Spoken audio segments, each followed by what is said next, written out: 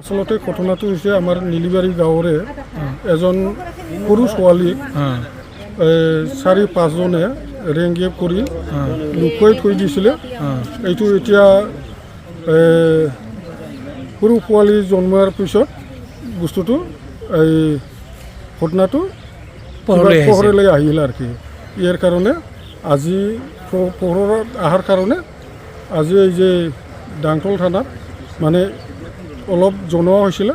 জনোৱাৰ পিছত যিকেইটা সৃষ্টিকাৰী মানে আছামী সিহঁতক ধৰি আনি ইয়াত লকাপত ভৰাই থোৱা হৈছিলে।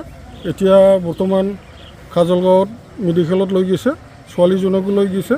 ছোৱালীৰ যি সৰু পোৱালি জন্ম হৈছে এইটোকো লৈ গৈছে।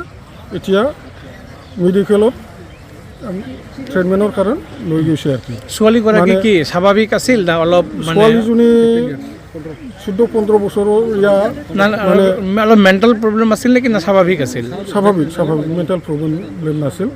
মানে বৰ্তমান এই ফাৰ্ষ্ট এইডত পঢ়ি আছে, এই NC ব্ৰহ্ম এম.ই. স্কুলত পঢ়ি আছিল।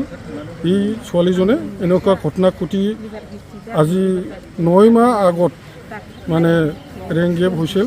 গেংৰেপ এইটো হৈছিল। এইটো হৈ সিহঁতে কি জানে টকা পইচা দি মানে চুপাই ৰাখিছিল।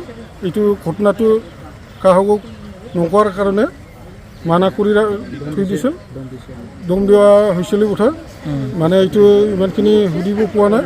যাই হওক, আমাৰ নীলিবাৰী গাঁৱৰে মানুহজন ছোৱালীজনী এই আছামী যেইজন আছিল সিহঁতে 4 জন বুলি শুনিছোঁ। এতিয়া এজনৰ নামটো মোৰ মনত আছে। এইজনৰ নামটো হৈছে কাটিক কাছিম। এইকেইজন মানে সিহঁতে গেংৰেপ কৰিছে। এইটোৱেই আৰু মানে এতিয়া আমাক সুবিচাৰ লাগে, মানে সিহঁতে যাতে এনে সদায় কিবা মুক্ত নহয়, যাতে কঠোৰতম আইনগতভাৱে শাস্তি হ'ব লাগে। এইটোকে আমি